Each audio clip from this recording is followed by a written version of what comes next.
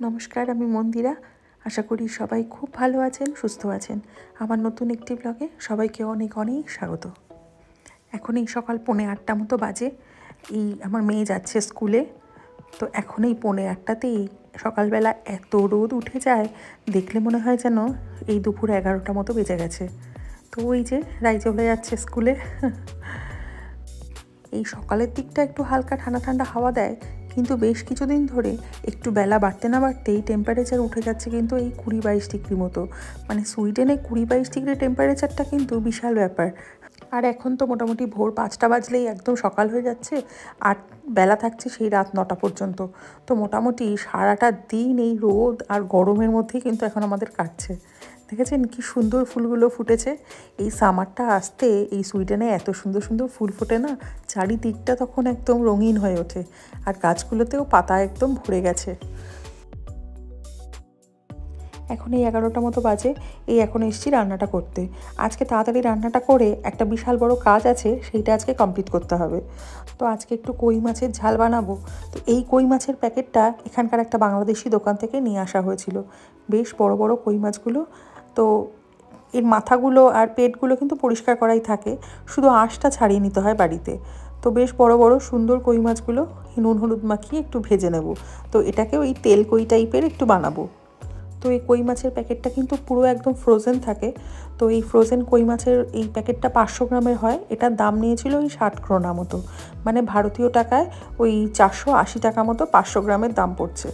তো কই মাছ খেতে আমরা তিনজনেই ভীষণ পছন্দ করি, কিন্তু আমাদের কলকাতার মতন সেই জ্যান্ত কইয়ের স্বাদ তো আর এখানে হয় না ফ্রোজেন মাছের। তবুও যাই হোক, পাওয়া যায় যে এটাই অনেক। তো মাছগুলো নুন হলুদ দিয়ে একটু ভেজে তুলে রাখলাম। এবারে কড়াইতে তেল দিয়ে ওতে একটু শুকনো লঙ্কা আর কালো জিরে ফোড়ন দিয়ে একটু হালকা করে পেঁয়াজ ভেজে নেব। তো তার মধ্যে ওই রেগুলারের ওই মশলা, নুন হলুদ, একটু লঙ্কার গুঁড়ো, একটু জিরের গুঁড়ো, আদা আর কাঁচা লঙ্কার পেস্ট দিয়ে ভালো করে কষিয়ে জল ঢেলে তারপর মাছগুলো দিয়ে একটু ফুটিয়ে হালকা হালকা বেশ একটা ঝোলঝোল থাকবে, আর ওপর দিয়ে একটু তেল তেল ভাসবে। ব্যাপারটা ওই জিনিসটা বেশি ভালো লাগে। তো আজকে না একটা বড় কাজ আছে, সেটা হলো এই রান্নাঘরটাকে ক্লিন করা। অনেক দিন থেকেই রান্নাঘরটা ভীষণ একটা অগোছালো হয়ে রয়েছে। বিশেষ করে রান্নাঘরের যে ক্যাবিনেটগুলো, সেগুলোর মধ্যে জিনিসপত্রগুলো বড্ড অগোছালো হয়ে রয়েছে। তো সেগুলোকে আজকে ভেবেছি একটু ক্লিন করব। তো রান্নাটা কমপ্লিট করে সেই কাজেই আগে হাত দেবো। এই যে এখন কিন্তু বেশ বেলা হয়ে গেছে, এখন প্রায় 2টো বেজে গেছে। তো এই মেয়েকে নিতে এসেছি। আজকে না ওই রান্নাঘরের কাজ করতে করতে কখন যে টাইম হয়ে গেছে আমি না খেয়ালই করিনি। বেশ আমার একটু স্কুলে আসতে 10-15 মিনিট লেট হয়ে গেছে। তো তার মধ্যে এসে দেখি স্কুলে ওদের ক্লাসরুমে ও থাকে, নর্মালি ওয়েট করে। তো সেখানে নেই। ভেতরের যে পার্কটা আছে সেটাতেও নেই, বাইরের দিকের একটা পার্ক আছে সেই পার্কটাতেও ও নেই। তারপরে ওর একটা টিচার বললো যে একদম পিছনের বড় ফুটবল গ্রাউন্ডে থাকতে পারে ওরা। তো আমি সেখানেই এসেছি, কিন্তু আমি প্রচণ্ড ভয় পাচ্ছিলাম, মানে চারিদিকে খুঁজছি, খুঁজে পাচ্ছি না। আর ও আমার জন্য ওয়েট করে করে চলে গেছিলো এই ফুটবল পার্কে। কোথাও খুঁজে পাচ্ছি না, স্কুলে নেই, পার্কে নেই, এই পার্কে নেই, এত পিছনে ফুটবল গ্রাউন্ডে। আমাদের ওই খাবার খাওয়াচ্ছিল। আমার একটু লেট হলো আর তুই এত দূর চলে এসেছিস। আমি ভয়ে আরেকটু না কেঁদেই ফেলছিলাম।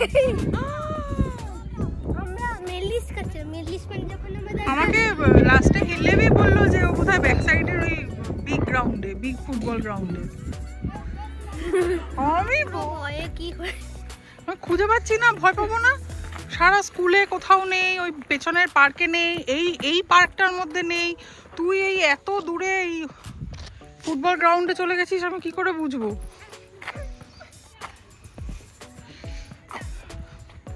এই জায়গাটা লাস্ট যে ভিডিওটা দিয়েছিলাম কিরকম সাদা, এই গাছটার নিচেই একটা দাঁড়ানো তো ছবি ছিল, পুরো সাদা। তোকে স্কুল থেকে নিয়ে এই পাশটা দিয়ে অনেক হেঁটে হেঁটে গেছি সাদার মধ্যে। এই এখন ওকে এখান থেকে বাড়ি নিয়ে যাওয়া হচ্ছে মুশকিল। এই পার্কের দিকটায় আসলে বাচ্চারা এত মজা পায়, আর সব বাচ্চারাই এই সময়টা খেলে, ফলে এখান থেকে এই সময় নিয়ে যাওয়াটা খুব চাপ হয়ে যায়। আর তার মধ্যে আজকে রয়েছে আমার একটু তাড়া, ঘর পুরো একদম ছড়িয়ে রেখে এসেছি, গিয়ে সেগুলোকে আবার সমস্ত পরিষ্কার করে গোছাতে হবে। তো যাই হোক, আজকে না সত্যি এতটা লেট হয়ে গেছিলো, আমি সেই কোকে খুঁজে না পেয়ে খুব টেনশানে পড়ে গেছিলাম যে কোথায়, মানে এই দিকটাতে আমি কোনোদিনও মানে এই যে ফুটবল গ্রাউন্ডটার দিকে আমি কোনোদিনও আগে আসিনি, আজকেই এলাম। খুব টেনশান করছিলাম। তো যাই হোক, এই যে গ্রাউন্ডটা, এই গ্রাউন্ডটা এত বিশাল বড় আর এতটাই সুন্দর লাগে যে মানে দেখেও যেন মন ভরে না। আর এই বাগানটা কিন্তু একদমই আমাদের বাড়ির ঠিক পেছন দিকটায়, ওদের স্কুলের সঙ্গে একদম লাগানো। তো এইখানটাতে মানে বিভিন্ন ঋতুতে বিভিন্ন রকমের যে রূপটা, সেটা যে কী ভালো লাগে দেখতে। শীতকালে পুরো সাদা বরফে ঢাকা থাকে, আর এখন চারিদিকটা পুরো সবুজ একদম ঝকঝক করছে। আর এর অবস্থা দেখুন, এইগুলোর মধ্যে লাফিয়ে লাফিয়ে উঠছে। আমার তো যা ভয় লাগে যে বাই চান্স যদি একবার হাতটা স্লিপ করে পড়ে কী যে হবে। দেখুন কীরকম বাদুড়ের মতো ঝুলছে। আসলে এখানে না এদের তো এইগুলো খুব করায়, মানে এখানে বাচ্চারা এগুলো যেন মানে সবাই খুব স্বতঃস্ফূর্তভাবে করে। তো সেই এদের সঙ্গে মিশতে মিশতে এও এই ব্যাপারগুলোতে ওই ভয়টা কেটে গেছে। এখন লাফানো ঝাপানো উল্টে পাল্টে যা খুশি করা, ওর কোনো কিছুতেই এখন আর ভয় পায় না। দেখুন অবস্থা কীরকমভাবে চরকির মতো ঘুরছে, দেখলে না আমারই ভয় লাগে। আর এই দেখুন, এই মাঠে কয়েকটা এরকম ছোটো ছোটো চেরি ব্লসমের গাছ রয়েছে, কি সুন্দর গোলাপি ছোটো ছোটো ফুলে একদম ভর্তি। তবে এই ফুলগুলো ওই 1-2 সপ্তাহ বেশি তো থাকে না, কী যে মিষ্টি লাগে এগুলোকে দেখতে। আর গাছগুলো এরকম ছোট ছোট হওয়াতে কী যে কিউট লাগছে সেগুলোকে দেখতে, ভীষণ ভালো লাগছে, দেখেও যেন মন ভরছে না। আর এই বাগানটাতে আসলে না এখান থেকে যেতেই ইচ্ছা করে না। একে নিতে এসেছি, আজকে একটু লেট হয়ে গেছে, তো লেট হওয়ার জন্য ও আবার ক্লাসে ওয়েট না করে চলে গেছে ওই ওদের পিছনে, একদম ওই পিছনে বড় ফুটবল গ্রাউন্ডটার মধ্যে। তো আমি তো একটু ঘরের মধ্যে মানে ক্লাস খুঁজলাম, পেছনের পার্কগুলো খুঁজলাম, খুঁজে না পেয়ে একটু টেনশানই পড়ে গেছিলাম। এবার এই মাঠটায় এসেছি, মাঠেও দেখছি নেই। তারপরে মনে হলো যে যাই ওই দিকটা হয়তো থাকতে পারে, তো ওই দিকটাতেই ছিল। তো যাই হোক ফাইনালি পাওয়া গেছে। এরকম যাবি না কিন্তু, ওয়েট করবি আমার জন্য আর একটু। আমরা ওখানে আমিও একটু ওয়ারি হচ্ছিলাম যে মাকে আমাকে খুঁজে পাবে, তারপরে আমার একটা ফ্রেন্ড বলছিল যে কিছু হবে না, আমার টিচার মাকে বলে দেবে। কিন্তু হ্যাঁ, তো টিচারই আমাকে বললো যে ওই ব্যাক সাইড ফুটবল গ্রাউন্ডে আছে বোধহয়। আর ওখানে আমরা কেন গেলাম হলো, আমরা দেখো এখানে আমরা খেলছিলাম, তো তারপরে ওরা বললো এখন আমরা মেডলিস খেতে হবে। মেডলিস মানে মানে যখন কোথাও একটা বেরিয়ে আমরা খাওয়াবে। আর ওখানে গেছি, যখন আমরা খাচ্ছিলাম তখন আমি তো একটু ওয়ারি হচ্ছিলাম, আমি তো ফ্রিতিস করি না, আমার মাকে ওই কারণে একটু ওয়ারি হচ্ছি। তারপরে সবাই বলছিল একটু রিল্যাক্স এত হতে হবে না, তারপরে আমার মা আসলো। আর সবচেয়ে মজার হলো এই মাঠটা এত সুন্দর, এখন সবুজে পুরো ঘেরা, আর কিছুদিন আগেও পুরো সাদা বরফে ঢাকা। এই মাঠে আমি অনেকগুলো ব্লগ করেছি, মানে গত গরমে সামারেও করেছি, আবার ফল সিজনেও করেছি, আবার উইন্টারে তো করেইছি।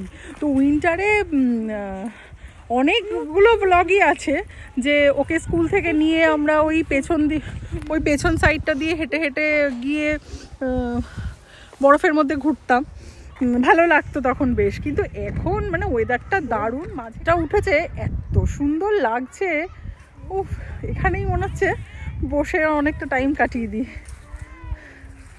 দারুণ লাগছে, দারুণ। আজকে আমাদের একটা এক্সপেরিমেন্ট করেছিল যে আমরা দেখবো একটা ছোট ক্যাটারপিলার এগ কিরকমভাবে একটা বাটারফ্লাই ট্রান্সফর্ম হবে। তো মনে হয় একটু উইকস লাগলো একটা বাটারফ্লাই হতে। এখন বাটারফ্লাইস তো আমাদের ক্লাসরুমের মধ্যে ধরে থাকতে হবে না, তাই জন্য আমাদের এই নেচারের মধ্যে দিয়ে দিয়েছি, এখানেই থাকবে। তো আমরা জানি না, আর আমি জানি না আমার বাটারফ্লাই কোনটা, কিন্তু আমি খুব এক্সাইটেড। এখানে তোরা ছেড়ে দিয়েছিস বাটারফ্লাই গুলোকে? বাহ, ওরা এই গাছে গাছে ঘুরে বেড়াবে। আর আমার হাতের মধ্যে একটা বসেছিল। চলো যাই। এই তোর বাটারফ্লাইটা নাকি? না, এটা আমার বাটারফ্লাই। এই একদম ছোট্ট বেবি বাটারফ্লাই। তো এখানে না পড়াশোনা সব কিছুই হাতে কলমে শেখানো হয়।